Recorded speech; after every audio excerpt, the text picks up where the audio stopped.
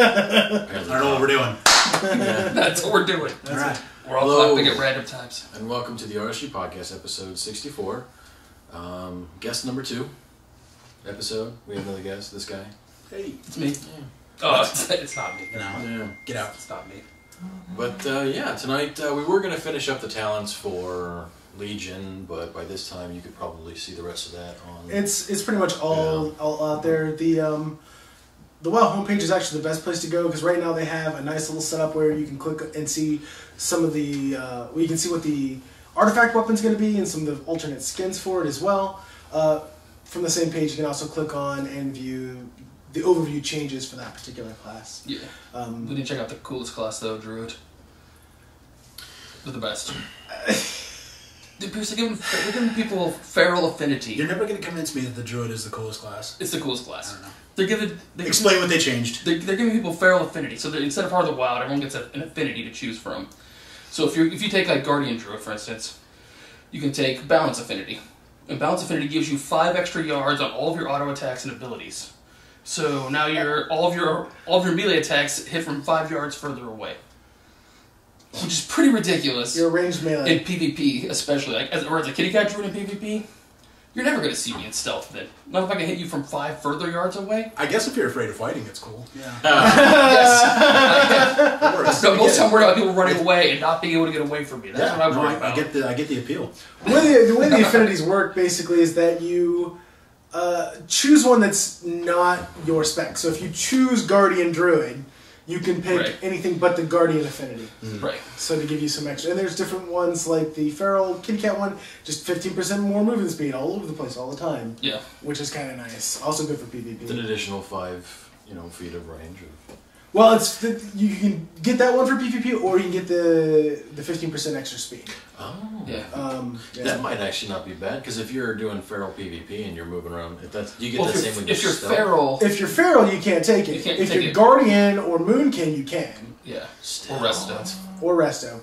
Now, the Guardian one is the really nice one, because you just take 10% less damage all the time. Nice. From everything. Yeah. Which sucks you can't take it as a bear, but it's very effective if you're, a Boomkin. I mean, is the point just to kind of balance out against your main spec, or just? Well, and also when you pick an affinity, you also get more of the abilities that class gets when you pick that particular spec. So if you want to be able to do damage in a raid, if you're like the off tank for the raid, and you want to be able to switch to kitty form and be effective, you take feral affinity, and then you get some of the talents and abilities that they get as feral. You get as well. So you get a bonus to your shred, a bonus to your rip, a bonus to your ferocious bite. Gotcha. That other classes don't get. So you still have all the same base abilities, but you pick up some additional effectiveness and additional rolls. Yeah, so it just allows you to fill that druid role of being sort of like the clutch off tank or the clutch DPS or the clutch healer, or what it was intended to be. Exactly. Right. So it does it better than Heart of the Wild did. So for certain, the affinity is much better. Yeah. But if you want to check out more of that, go to the worldofwarcraft.com. Yeah. Check it out there. Read, get angry, get happy, whatever. I suggest reading the rogue stuff. The rogue changes are really cool. I think. Yeah. But we'll see. But we're gonna talk Hearthstone. They're doing. 3 out of the 4 of us here have had opportunities to play that. I'm the 4th. But we're also gonna discuss Fallout. So I'm judging you. The new Fallout 4. Not so silent. Audibly judging. So which do you guys want to start off on? Start with Hearthstone. I think has some interesting stuff going on. Yeah. Then I can nap like us talk about FallOut 4. FallOut 4. Nice. But so the first wing of the League of Explorers released. Yep. You got, of course, the base wing. It basically works like the rest of them. You got your bosses that you fight in normal mode, then you got the heroic mode, and the class challenges. Yeah. I guess we'll start off with just the normal mode. So you fight the Vinar first, right? Yeah, Vinar! And he uses his hero ability every time, which gives him, which just makes him draw a card and gives you a wish. So essentially, you both draw a card. Because your wish is a 0-cast spell that gives you a discover a spell, discover a minion, discover a 4-cost card. Which I thought was a really cool way to introduce that whole wish concept. Yeah. That mechanic. Yeah. Well, the discover mechanic seems pretty awesome. I Yeah, think really. yeah. Because it really gives you a chance to like get something cool that you would not have normally otherwise had. Yep. And I thought that, especially in heroic mode, that the wishes came in really handy. Yeah. You know? Well, and choosing the correct, like, choosing the right one also. Right. Because there's a number of times I was never faced with, like, nothing but shit choices. Right. Like, a couple times there was, like, some iffy choices, but nothing terrible. There was always at least one option that was decent. Right. But... I never got like 3 injured Blade Masters. Right. Like, God damn it, none of these are going to be of any value to me. Right. But a lot of times, you get something that's useful, and you got to choose the right one for the right situation. Like, well, this particular card might be really good, but it's not right for the situation. I need this execute instead. Yeah. Or whatever, happens to be the case. Pretty fantastic. It was, a great way of introducing Discover. I thought the boss was pretty fun. Yeah. For the most part. He likes to flood his board a lot, and a number of different decks can beat him. Obviously, on normal, you can beat him with almost any deck in reality. Right. Heroic was a different matter. Heroic was a different matter, indeed. Yeah. Because he gets to draw a card and gains a mana crystal. Gains a mana crystal. So he ramps out super fast. That's not fair. So by your turn, like, you get 5 mana, he's got 10. And then And he's dropping got 10 the 2 or rest of 3 it. minions Yeah. every single turn after that. Yeah. Yep. Because he's also drawing super fast. So Yeah. Now, how did you beat him, Remy, on Heroic? I beat him up with Frost Mage on Heroic.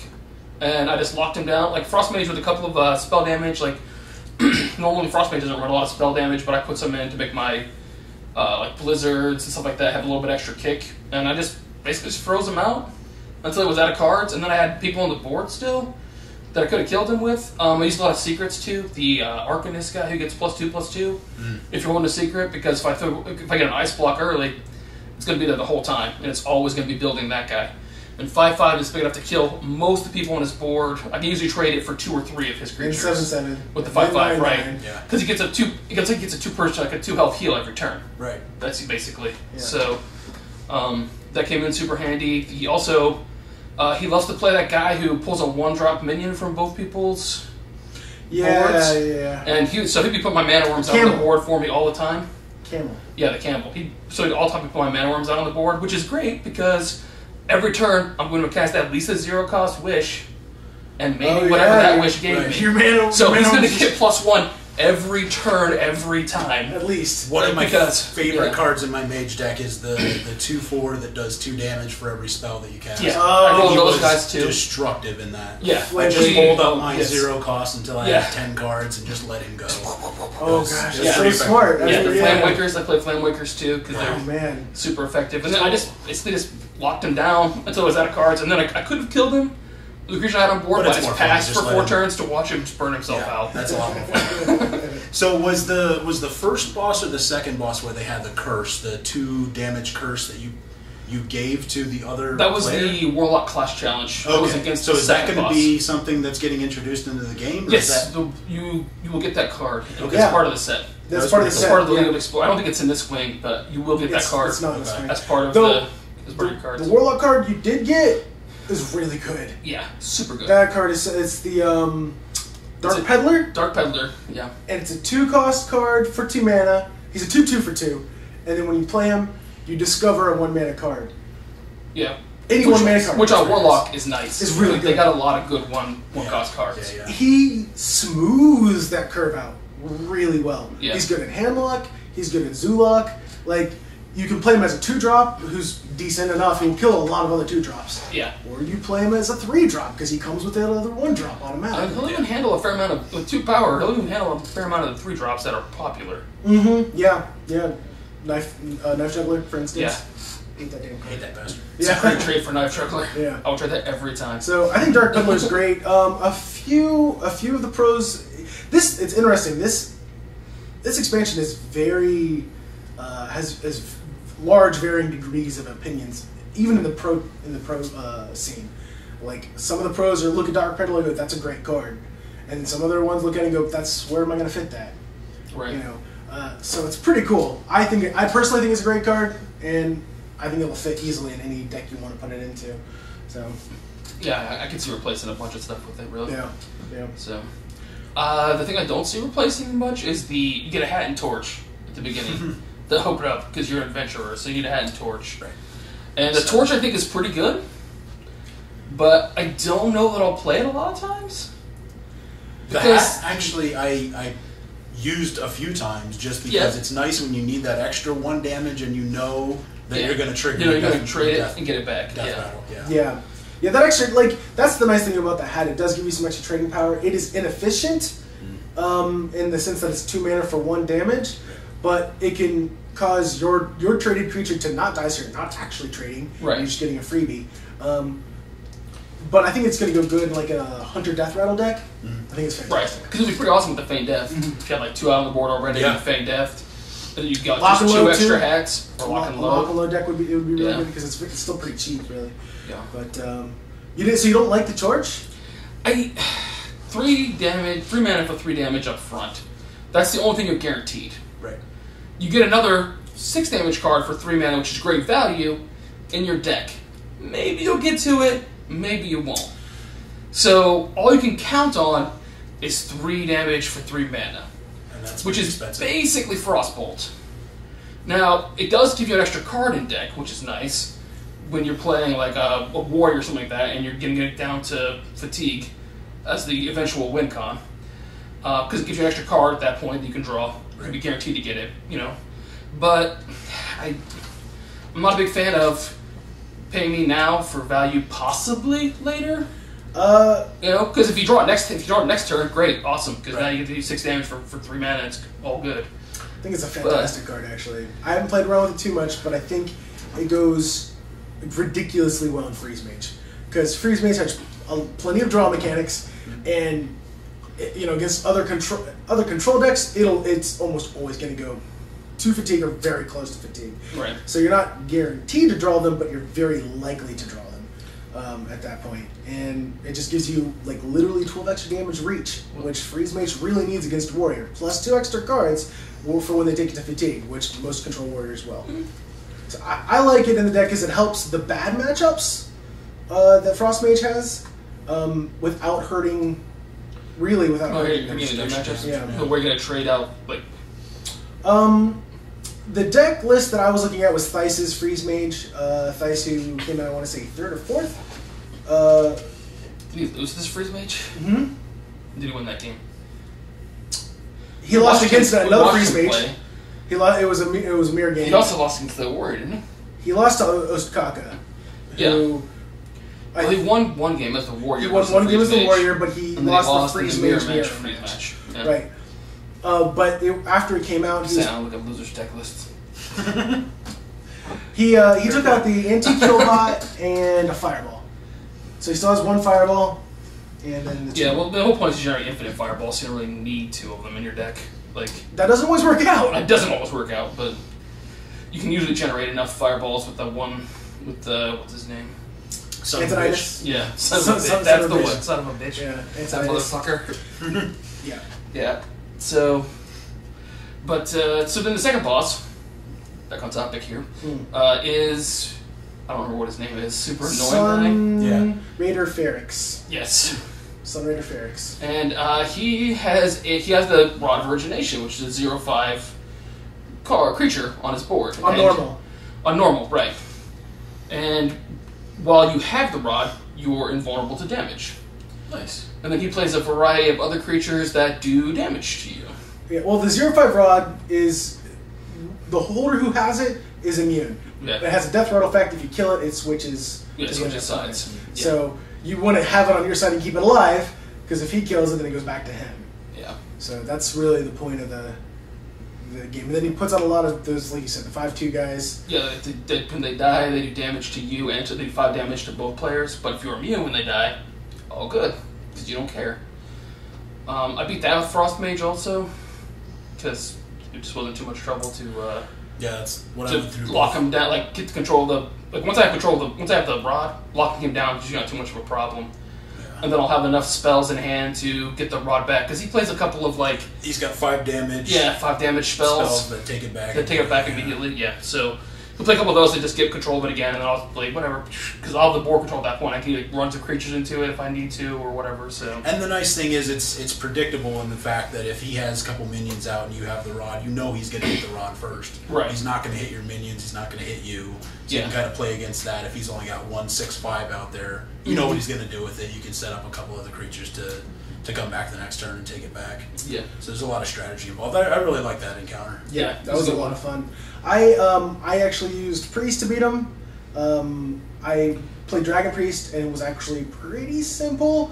I went back just for funsies and played a modified Dragon Priest, where the whole point was to like kill the rod and then like buff it.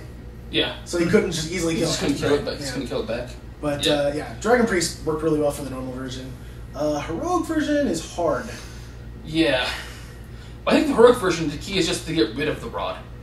To just sheep it or silence it and just take it out of contention altogether. Because in heroic mode, when you have the rod, you're not invulnerable anymore.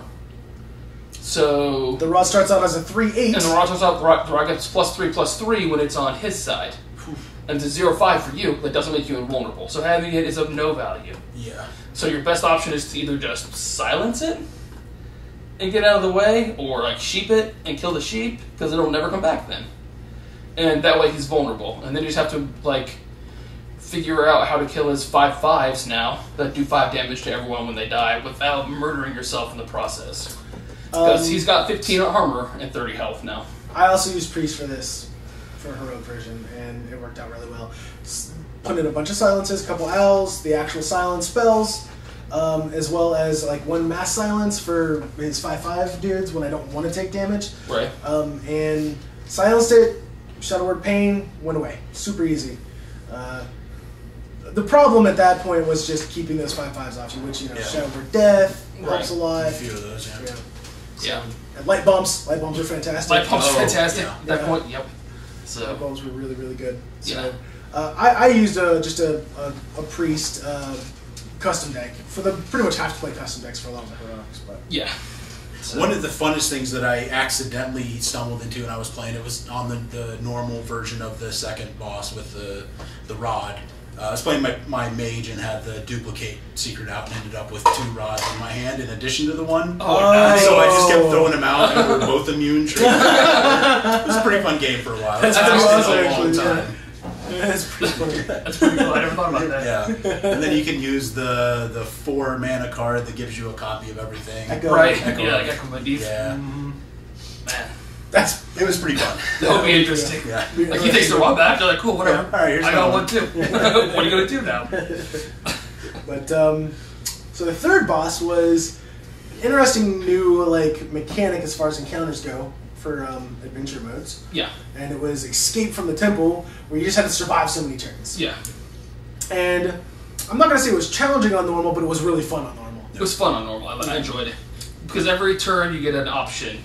You turn up 2 possible cards, and you have to choose one of the 2 options to use. Like the first one is you gain a mana crystal or draw a card. And I almost always go with gain a mana crystal, because normally drawing a card isn't going to really help me in that situation. But I could see where if I had like a really bad hand, I'd be like, draw a card. Bad start. Right. Yeah. You know. I did use draw a card once. if I drew like Nefarian and Oxyconza, you know, and Dr. Boom in my opening hand, I'd be like, I'm gonna need a card. Take a moment. Yeah, I'm gonna need a card for that. One of the cool and as you get through that encounter, like the cards get progressively more and more complex. And one of them was you take randomly, I think 10 damage or 20 damage. 10 or 0. Yeah, 10 or 0. I think it's 20 or 0 in the heroic. It's 20 or 0. No, it's still 10 or 0 in the heroic. Is it 10 or 0? Okay. So you choose either take 5 damage guaranteed, right, or roll the dice to take 10 or 0. Yeah. I always roll the dice. It always burns me because Hearthstone fucking hates me. I seriously have like the worst RNG luck in that game. It's ridiculous. It's like a documented fact. It fucking hates me. So I almost want to take 10 damage, but I'm like, I don't learn my lesson either. Fuck you, roll the dice. Roll the dice. Let's see what we got. This is the time. This is the one. The one time I'll get it. It'll be different now. I've actually not played the heroic version at all. The heroic version's rough. So what are the changes? I got to 2 turns left in the heroic version with a control warrior type setup. But But basically, when I said control warrior setup, what I really mean is I had a shit ton of taunters. and that did me okay. But the basically changes aren't that much. But they like when the one where you drop the 10-10 golem on the board, like there's a pretty jewel. Do you take it or what do you do with it or whatever?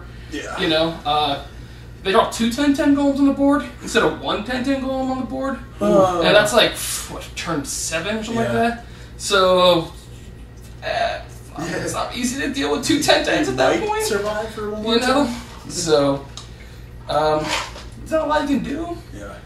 You know, I keep trying to think if there's like different interesting ways, because what I want to do sometimes is find a way, like if I can find a way to switch minions, like one of my minions and one of his minions, it would be cool. I don't think there is a card that does it, but because what I want to do is give him my boulder and just watch it roll across his board. That would be awesome.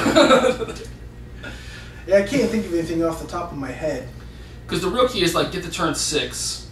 If you can survive to turn 6, because turn 6 I think the ceiling falls down, kills all the minions on the board. Yep. So I think Frost Mage, because honestly I haven't beat it in heroic mode yet. The closest I got was 2 turns left before I died. With Frost Mage? Yeah. Because he summons then like on turn 8 he drops 2, 4, 13 bugs on the board. And I'm like, shh. I had like 9 health left. So I was like, I can't. At 9 health, like 2 cards in hand. And neither of them were. If they had both been freezes, I'd have been fine. But not, they weren't. I don't know. You know? And I'm like 13 damage, seriously? I'm going to get 13 damage at this point. Like I've been doing everything I can to survive just what we have, so. Yeah, I can't even. Yeah, that's ridiculous. Yeah, so I'm like, I mean, I guess if I had rolled lucky and had like, 2 freezes in my hand, I'd been fine. If they're both Blizzard, I'd been cool. Do you want to go into cold? I run Codes of Cold, yeah. Yeah, sheeps and stuff? Sheep, Cold, I run all the removal. Huh. So. What about boars? It was rough. I don't think I had boars, no. Polymorph boar? But Polymorph boar isn't going to help. Well, it's going to only do 2 Polymorph boar your damage to boulder? him. My boulder was already gone by that point because he clears the boulder on turn 6. Oh. Duh. The boulder comes down like turn 4. Use it and kill something with it. And then like turn 6, where it's like, yeah, I'd love to be able to like switch creatures, like give him my boulder, but and just watch it like roll over his board. But you can't do that as far as I know. No, I can't think of anything. No. Are any mind control techs? I don't. I don't know. I took him out for spell damage. I might put him back in for that. Yeah. Because it might be helpful. But again, the whole board was clear at that point, so we only had those 2 bugs. Right. Still, he's not going to put out that many more creatures on his side between now and then. So. Yeah, they'd probably be more useful in the heroic second fight where he's just dumping minions out, or the first. Yeah, first fight. Yeah, Zinar and heroic. Yeah. Mind control tech. Mind control tech. If you could just get a whole deck of those, that'd be awesome. Yeah. Put more creatures out. Yeah. Well, by the end, he's just throwing out like he must have 8 copies of that goddamn leopard gnome. Oh, I swear, after turn 6. 6, he drops leopard gnome and the fucking druid raptor that brings another dude, mounted raptor or whatever. Yep. He drops one of those and a leopard gnome every turn. Dude, mounted raptor's annoying. Mounted raptor is so annoying. It's a really good card. It's though. like a mini shredder. It's like Yeah. 1 stat point off from actually being a mini shredder. Yeah. But it's pretty close to being just a mini shredder. Well, it's a 3/2. Miniature's a 4/3, so it's like one less. But if you think about it this way, it's 4 mana for 4/3 in stats, and then a 2-cost creature, which averages, I want to say, 5 in stats. So, and a 1-cost creature usually does 3 in stats. So you're getting 1 less actual stat point, generally speaking. Not always. I mean, you could get like an imp, which is a 3/2, which is ridiculous value. Right. Right. But you kill a 3/2 and you get a 3/2. Or you can get a 0/2 taunting Yeah. target dummy. Exactly. They can't. Those are 0 costs. They can't go one of those. Oh, 1/2 Goldshire. Right. Go One, 4. two. I think the 4 is 1 color. 7 damage. Yep. Now, this is an interesting card. Yeah. Because I think in some classes, it's borderline OP. Like Druid. Yeah. Because that's easily a turn 1 play. Right. Yep. If you're sitting on the coin. And then Yep. you're just destroying someone at that point. Right. They're gonna get sad face. A whole lot that I've experienced. I mean, they send you, I think in the first course when you go to Concord, which is like the very first thing, like, hey, go get your dog, then go get these people, then that's when you start your settlement. But then they send like a death big Diablo-looking monster after Deathclaw. you. Deathclaw, yeah, like immediately level 3, 30 Deathclaws coming. He killed me at like 4 times. Yeah. I died a lot. The Deathclaws look mean in this new one. Yeah. Like, very, very mean. Yeah. I quickly learned, like, what I had to do to win was, like, not kill all the raiders. Just let them Yeah, because he'll start killing the raiders. And I'm like, okay, and I can just minigun him down. Because when he got close, which was inevitable, he would just, like, throw you around like a rag doll. I saw somebody online who, during that quest, was sat up there with the minigun and killed the raiders from the roof. Yeah, I tried to do that too, but it was really annoying, so I stopped. Well, he did it long enough to where the Deathclaw came out, and then he just got to sit there and pick off the Deathclaw. Right, from the roof. Yeah. Yeah, I thought about doing that as well, but I was like, wasting a lot of ammo from the roof, and I'm like, this is just not worth my time. Yeah. You know, but I like the mechanic in this. I mean, you can build your own armor in this. You can build your own power suit armor and upgrade Paint it. your power suit. Yeah, you can paint it whatever color you want. Pink. There is a pink, yeah. Can you make it pink and the helmet yellow? So it's like Oh, the prettiest blood Barbie there ever was. Yeah, just waiting on my can. You gotta get the quest. like, don't let Robbie make fun of you too much. This dude played with Barbie's hardcore in Guild Wars 2. Hardcore. That's a fair point. That is a fair point. That's a fair point. I was all the time trying to declare my armor. It needs to be prettier than this. My armor needs to be prettier than this. Color coordinating. One thing I liked about this one is you don't spend nearly as much time in the initial vault as you did in the other ones. Yeah. Which is nice, because I mean, yes, the vault's cool, yes, it's, you know, it's where you've been, but come on, let's get out to the vault. Well, it was, the way they, I think, fixed it was with the storyline just being, there's not living space, you were fucking frozen. Yeah. Right. So, you know, there wasn't a lot of space needed in this vault, so it wasn't very big. Ending at the vault is just sort of like, okay, now your character creation is done. For the most part. Like, everything up until you leave the vault is, like, basically character There's a huge creation. key spot to the story in the vault, which I don't want to spoil it because he's about to get the game, but, I mean, you see it and you're just kind of like, whoa. I mean, Marv, what happens at that scene when you're in the cryo chamber almost turned him off. He almost stopped playing the game right there. Is that the scene that... Yeah. I can see that. Because he wasn't ready for it, and he was just like... Oh, my feels! Yeah. Well, we know about Marvin's feels, so it's true. And it's like in the initial Final Fantasy VII, it was only the first disc, so we didn't really get a whole lot of time with the character that he quit the game for, but... Okay, so... But seriously? What's your... Yeah, he never finished Final Fantasy VII. Like, No, I know that. But seriously, like, this one, like... yeah, the scene that's in there, he just... It was so shocking. Just because he's not Go ahead as and spoil jaded it. and soulless as you, Roby. You sure? Yeah, it's fine. Okay, so you and your wife, like, it starts off, everything's happening. Or your husband, if you're caught. Yeah, Let's not be insensitive. Okay, Which, by the way, let me... Just quick interruption. The storyline makes a lot less sense when you're the girl. Because... Well, go ahead. You finish it, then I'll get... I was just going to say that, like, the initial, when you first start the game, it's all happy, you know, it's Happy Town or whatever. Vault guy comes up, you answer some questions, that's how you do your name and stuff like that. Next thing you know, sirens go off because... like, the moment you're done talking with the guy, the bombs drop. The bombs drop. So then you rush off to the vault, and what I like about this is, like, you have to go to the vault now. If you wait, the bombs drop and you die and you have to start over. So the game disintegrates and you don't get to play anymore. Exactly. It tells you to go buy another But copy. if you run this far, if you run like a couple of blocks, you're safe from them. Right. Yeah. On the way, like while you're on the elevator down, you're safe from the bombs. They're not going to hurt you because you're a couple of blocks away. I mean, nuclear bombs have a small radius. Right. That's one thing that's well known. But you're in a cryo chamber because you find out, like in all the other vaults, that this vault is another social test or social experiment. And you see, like, you go to sleep, then you wake up, then you see a guy and a girl's in a full rad suit, and they wake up your wife Or husband. Yeah, Who's they holding wake up the your baby. counterpart who's holding the baby. Okay. And Because they don't put a baby in a separate cryo chamber. They just put it in the same one as you. Makes sense. they take it away. You're holding it just in its blanket in the cryo chamber, which makes total sense to me. But fair enough. Look, you don't know how cryo works. I don't know how cryo works. That's fair. But they take the baby, like they try to take the baby away from the counterpart, and they fight, and the other person just comes out and just poof, kills them right there. Your son is then taken, and then you go back to sleep, and you wake up, and it's been 200 years, and you're hoping. Well, you don't know how long it's been well, right. since Right. your child was taken. You learn that it's been 200 years since you were put in the chamber. Right. But and then you get up, you find the skeletons everywhere. The vault's evacuated. You meet up with another guy, and he starts to, you help out these guys. They set up their settlement. Then they start kind of pushing towards a storyline for where to go find your son. Kind of pushing you towards the storyline. You're like, well, you should talk to this guy, but whatever. Yeah, he's over there in this place called Why Diamond did they wake City. you up to see that? Well, you wake up automatically because the vault is actually shutting down. Like the systems of the overseer of the vault is malfunctioning, so he ejects all cryo chambers, which you're the only one left. So that's why you. No. When they kill your husband, wife, whatever, when they kill your spouse and steal your baby, why did you wake up to? The vault's malfunctioning.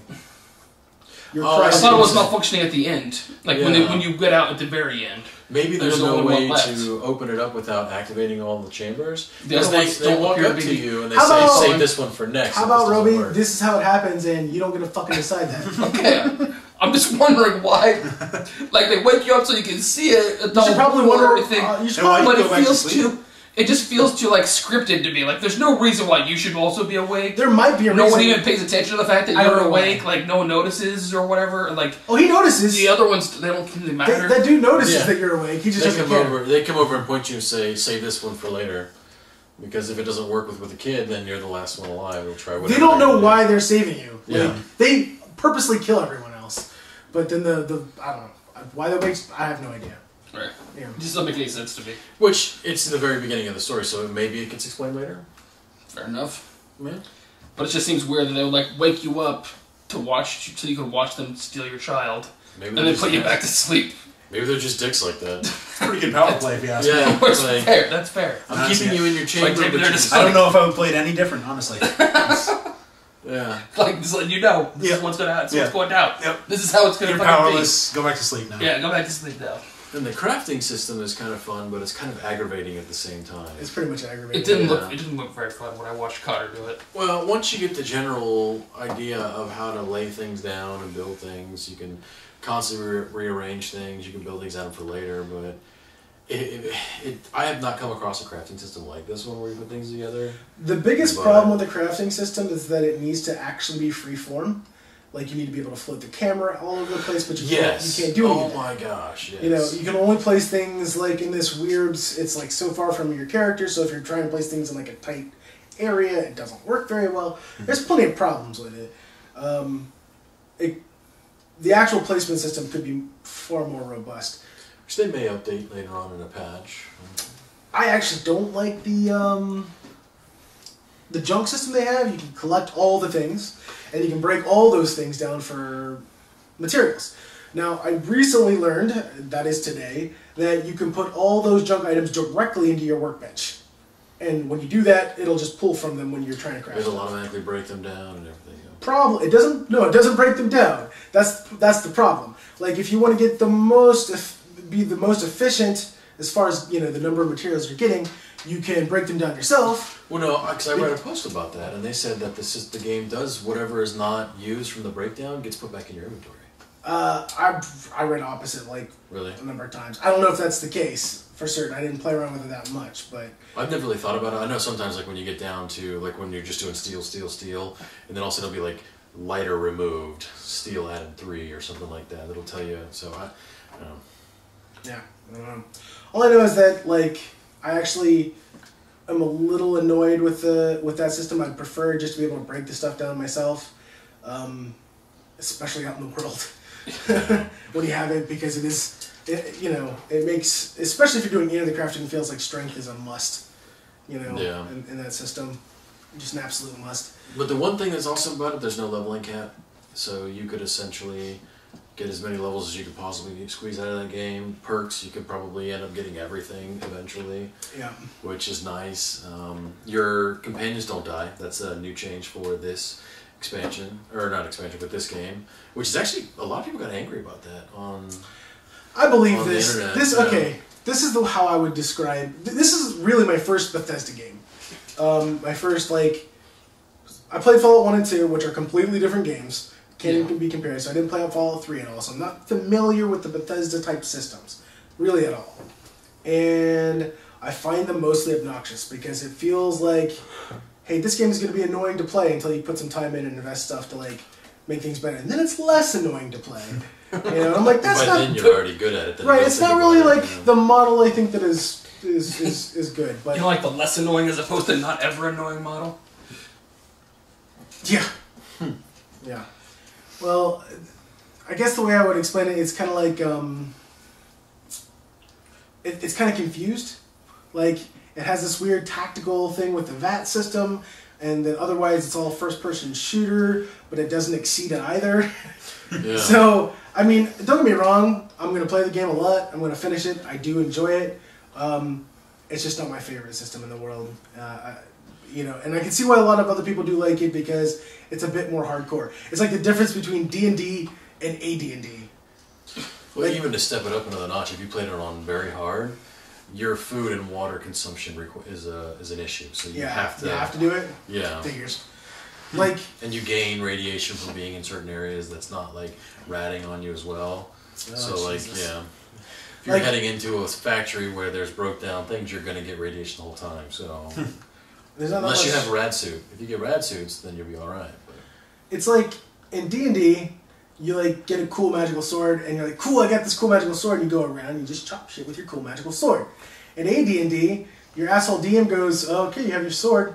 Well, and 2 hours later, you're really tired, you need to rest. Why? Well, you didn't get stabber for your sword, so you've been carrying it around the entire time. And you're like, oh, motherfucker.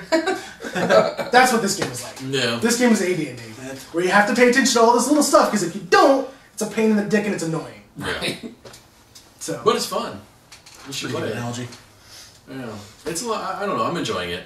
I wish I could spend more time on it, but I have a job, so quit. I could. Right. It's always a good solution. Go and play Fallout full time professionally. Professional Fallout player. That's right. But well, if you have the prettiest Barbie tree bulb. That's true. Well, that's the other thing I'm worried about. Bitches you need. I've not been putting a lot of time into my Barbie dream home, so I'm worried that it's just going to get attacked and sacked and I'm going to lose all my shit. It's like I said earlier, just keep your defense level higher than your resource level. So, like, say you have 12 water and you have 6 defense, you're going to get attacked. If you have 16 defense and 12 water, you're not going to get attacked as often. You might get attacked every now and then, but you're less likely, the higher your defense level is, you're less likely to be attacked. Because the system judges just make yourself not inviting target. Yeah. So, if you built this awesome, sweet trader's outpost, but you didn't put any defenses up, then you're going to be constantly called back to defend that bitch. So. I do like scavenging all the things. I wish workbenches with the ability just to break something down was like worldwide. Because I just like running around and like, that's gone. I feel like God. That's gone. That's gone. You will run into random world, like I've run into random world benches out in a few places when I'm looking for scrap or whatever. I ran into a random power armor scrap in like Liberty City, or not Liberty City, but like Lexington. I was just the power armor bench. Yeah, I was just sitting there. I was like, I can't take this. I have to wait. So apparently, once you get the perk to everything's on everything, then I'll be able to work on things. But yeah, I like how the power armor takes damage though. Like. You can lose an arm, you can lose both arms or legs. You still are in your power. You're still walking around. Yeah. Is it like a durability thing? Yeah. It's just the plating for the most part. The actual power part, the actual frame itself is fine. It's just that you're losing the armor plating. And you can still easily be killed in the power armor. Deathclaw made sure of that. A couple times. Well, he was a level 30 skull, so there's elite mobs in this too. In this game, you got to be careful with and. Legendary mobs. The very first time I come up out of the vault, I'm like, total noob, just got my vault suit and like a friggin' 10mm pistol. Which is actually a pretty sweet pistol. It is, I use it a lot. I was like, okay, well, fuck the storyline, I'm gonna go this way. That's a bad idea. That was a bad idea. You have to find Sean, bro. Finding Sean's a find Sean. Sean is your baby. He's got your eyes and your nose and your mouth. Gotta find the most beautiful eyes you've ever seen. He's got all your parts. You love my eyes. They actually put romances in this game too. Did they? Yeah. Really? Because I haven't found a single female that was worth talking to yet. You seen any ghouls? No, I'm just being honest here. I'm not trying to be sexist. The fact is like, you talk to anyone, and this doesn't go just for the ladies, it goes for a lot of the guys too. You talk to anyone, and they're just shitty. They're like, meh. And I'm like, meh. Fine. Well, that's part of the happiness level. Oh, so, is that what that is? Yeah. Once you get the happiness level up to a higher area, in your settlement, then they're going to be more nice to you. Well, that's too bad. They lost their It's never chance. gonna happen. Start, They and that's lost their fine. chance. start letting out more free booze. Bethesda's like, you don't Everyone have is to much have happier a than- city. You don't have to build a settlement. You can play the game, do your own thing, have your little house, and that's it. I hear that, but you know what? You can't well, I don't know. That's true. You really don't. I mean, they'll push it on you with As long as they never quests, come in and but- attack you, you can just keep all your stuff and Right. you never. They do with a lot of the quests and stuff. So We don't have to do those quests, bro. It's Yeah. open world. it's a lot of XP. It's open world, Just a bro. lot of It's XP. a lot of XP. That's The why quests I'm have a lot of 12. XP. Or 13. There was something else I wanted to mention about this game. I can't remember. I don't understand why you can't scavenge realistically. That's my big beef. Like, you're in a factory, for instance, right? There's like a working computer there. Well, you need copper wire. Scavenge them. Why don't you just bust that shit open and get some copper wire? No, you can't do that because it's not a workbench here. This so you is- can't scavenge that. This is copper actually a good point. because it's not a workbench. The fuck? Yeah, This I is agree. a goddamn waste. I can do it if I want to. This is- Breaking this this is- shit open and take my copper wire. No, you can't. This is is a a good working point. car. You can bust that open for. No, you can't. This is No, a you good point can't. because the problem I've had with these games is that they strive for this realistic sort of vision of living in a wasteland and trying to Right. get your materials and keep Everything's yourself alive. interactable and except the stuff that's not. Right, but obviously game systems always have limits, and that's the reason why I don't like it when they reach too far towards this realistic feel, because then you run into things where this is a perfectly good working computer, or this is a full fucking functioning robot. Let me take him back to the thing. No, No. What? Because you decided not to make it interact. That's great. Yeah. Or because you might fuck yourself over later on when you need that computer or that robot intact. You already ripped all his wires out and can't finish your quest. Well, that's a consequence you pay, right? I'm saying I'm that. just saying, you gotta make a choice. They let you fuck your quests over all the time, anyways. Yeah. They do. I went to a police station. I got a call, and there was the paladin of the Brotherhood of Steel there. And I'm like, oh, sweet. And he was like, what are you doing here? And I'm like, I was responding to your call, motherfucker. For help. What's with the aggro? And he was like, you better tell me who you are. I'm like, no. He's like, well, then you're going to have to fucking leave. And I'm like, bitch, and I shot him in the face. It did no damage to him. And he put on this giant laser thingy and fucked my world up. But if I could have killed him, Quest over. quest over. You win. And I can't go close to him anymore. I can't get that quest anymore. I ran away. And I ran away far enough that he wasn't going to attack me or follow me anymore. But the moment I got close to him again, he was like, I'm going to shoot you with my laser gun. Can you load up a previous save? Because that's one. Oh, I did. The name of this game is Quick Save. Yeah, I So- did. It is. I did. Yeah. And it was That's no realistic. problem. Right. Yeah. I wish I could quick save in real life sometimes. Yeah. Well, that's the I'm problem. just saying, things would be a lot more entertaining at work. Tell my boss You- to piss off. Right? You do this for me? Fuck you. Quick save, quick load, hold on. Yeah. I go wrong, quick save. Fuck you. Quick load. Sure, yeah, what do you do? The thing is, you run into these things that just kind of take you out of that overly realistic reach that they're going. I'm saying copper is something that seems to be relatively valuable and relatively hard to find, and there appear to be plenty of sources of it that you should be able to scavenge if this was the real scavenging world, that you would have scavenged, but you can't because for whatever reasons they're not interactable. I'm just looking forward to rebuilding Bartertown. Yeah, actually, the bartering Bartertown. system is pretty good in this because Oh. you can just straight up. Who controls Bartertown, though? The little man. There's people that Is it you Master can, Blaster? Does he control Bartertown? Master Blaster's the hired muscle. There's people that you can talk to who have things that you can trade for, particularly copper and whatnot, and then you can just give them other junk you don't want. Right. One thing also to do with your power cores is right when they're about to run out to zero, take them out and sell them to a vendor because you'll get full price for it. But if you let it fusion cells or the right, your power armor power cores. Mhm, yeah. If you let it run out till it's depleted, you'll get a fraction of what you could have got. So they don't understand that it's not full. Not fully charged. So they're gonna turn around and sell it to some Brotherhood asshole and, That's and probably get power why armor in the like you thing. anyway. Yeah, right. Well, He's like, I've you're been- probably that motherfucker who sold me an empty power core. I've been doing the whole Doge trick, the dog trick, on every safe I find. Yeah. You find a safe, and you got the little dog who can search for items, and if you just go close to the safe, and you're like, hey dog, go find items. And he's like, there's something in here. And he pulls it out of the fucking safe for you and drops it on the Nice. ground. I'm like, thank you, Doge. That's awesome. Keep doing it until you run out of things in the safe. Yeah. Yeah, like one of these expert level locks is in the vault that you see, and you see this gun called the Cryolator, and he's talking about how he finally commissioned it to a gun, and he's all super happy about it. And you're gonna have to come back a lot later on, like higher levels, to get that because you have to be expert level lock picker. Right. We just send your dog to get it. So you're level 2 or 3 running around with the Cryolator doing 20+ damage and stuff. It's crazy. Awesome. It's good. It's good fun. Freezes your targets too. All right. So when those feral ghouls that are fucking ninjas come after you. Yeah. Those motherfuckers, and they are limber as shit. Yeah. They're fucking limber. For like feral ghouls, for like dead people, they're fucking limber. I like how they will literally throw themselves at you with abandon. They don't even like, care. They don't even give a shit. Like you go into the VATS mode when they're like throwing, and they're just like They're like all over the place. mid-air, like right in front of you, and you're just like, well, it's, I was one of my settlements was being attacked, and I went over there to help defend it, and it was a feral ghoul, and I got attacked by raiders and feral ghouls because I forgot to they'll fight themselves. Right, and the feral ghoul, like I'm getting in the VAT system, getting ready to pull it up, but I was out of things because I was using rifles, so I was waiting for it to charge up, and this feral ghoul just like tears this raider apart, and I'm like, oh, cool. And then he comes after me, and I'm like, oh shit. So He's not easy, my friend. no, but it was just cool to see him. I mean, it was just vicious. But it's a fun are game. pretty crazy. Yeah. It is a pretty fun game, and I can see why a lot of people do like it. It's definitely not my thing. You know, I'll finish it because I do enjoy playing it, but it's not something that I'm like terribly addicted Are you gonna to. put 900 hours into it?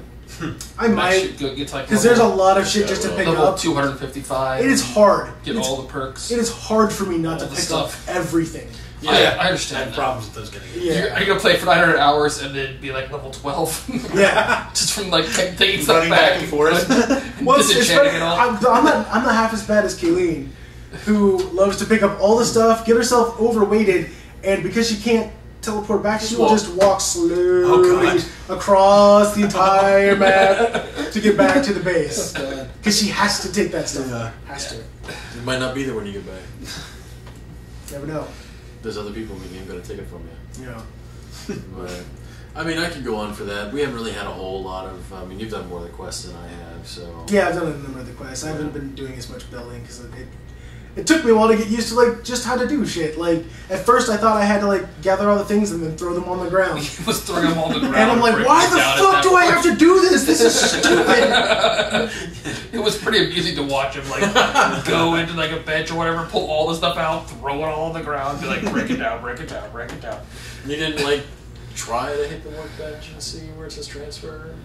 No, I didn't even know you could transfer things to the workbench. He's not good at patience or reading things. His It's hard. instinct is just We're not throw it gonna on push the right. ground. It's- Working station. He finds he's like if it doesn't like immediately tell him how to do things, he's just like fuck it, and does how he knows it will work. Your workbench So- is shared with all your other things inside your settlement too. Well, so like if what I you- didn't know was that if you loaded things into the work, I knew you could put things in the workbench. What I didn't know is that if you put things in the workbench, that it would automatically pull from them when you went to build things. I didn't know that part of it. I knew you could put stuff in there, but I had no reason to believe it was going to act like different than anything. That's else. true. That's true. Yeah. So It wasn't explained. Right. Reddit does have a really nice It said beginner's this- guide to check out if you really want to get involved with it, but you don't want to sit and do what you're supposed to do and figure it out. You can go on. If you want to cheat yourself with the experience. I kind of wish I had gotten on the PC just so I could do like the console commands and crap. You can add unlimited resources in a console command, so you can literally have the gigantic. That's crazy. Yeah, somebody did this thing when you opened the vault door, it was just a bunch of melons came out. So they were like, What is it with like Bethesda and melons? They I don't know. people and Bethesda games and melons, more specifically. But The console, I think I wish I could have got it for the PC as well. I think it would have been fun. Just to kind of, you can start up a game, whatever, and then just build the biggest, meanest thing you can do. There's some prefab stuff too. So in the system, I did see the if you prefab don't stuff. don't know how to get things loaded up, you could build a prefab metal house or wood house and put a door on it, and you're done at that point. So Oh, I have a question for you because I still haven't figured this out. How do you assign motherfuckers to the guard posts? you have to be in your work creative mode.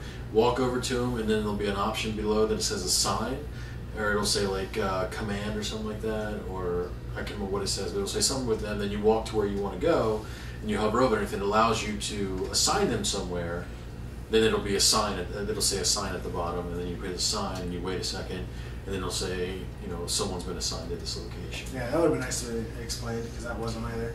Because I was like, they're like, oh, raise your defensives, and I was like, cool, tower. I'm like, well, I don't have any defense, and I looked like, oh, it doesn't have any defense unless you actually put somebody up on the tower, which makes sense. But fuck you for not telling me that. Yeah. Making you figure shit out. Yeah, it's crazy. Anyway, anything else, guys, or I think that's it. Yeah, I mean, we could. Yeah, that's it. Yeah, there's not a whole lot more we could talk on Fall without just like repeating. So yeah, I'm gonna play some Legacy of the Void, but we can talk about that next week. Yeah. we already I haven't finished it yet. You need to finish it. Yeah, go ahead and finish. Well, and I want to put more time into. Maybe I'll come back and be like, oh, okay, well, Fall sounds fine. reluctantly. Well, thanks for coming out. Check us out at RSGPodcast on Twitter at RSGPodcast. Write us in general on Facebook. And yeah, don't forget to leave a like and a comment, subscribe. If you don't like what you say, please subscribe anyway. Leave us a comment. We would love to talk to you about why you're wrong. So, quick note before we finish. Did you hear about that guy in Britain who got a book review from somebody who didn't like his book? He went and found her and then broke a wine bottle over her head. Yes. Like 500 miles away. Yep. So that's what we're going to do? Is that what you're Yes. saying? Give us all the bad comments you want. Right. And then we'll find you. we will Jay and Silent Bob, all of you. Did you go by the movie Magnolia Fan 99? Yeah, what? Did you say? Anyway. But thanks for coming out. Have a good night.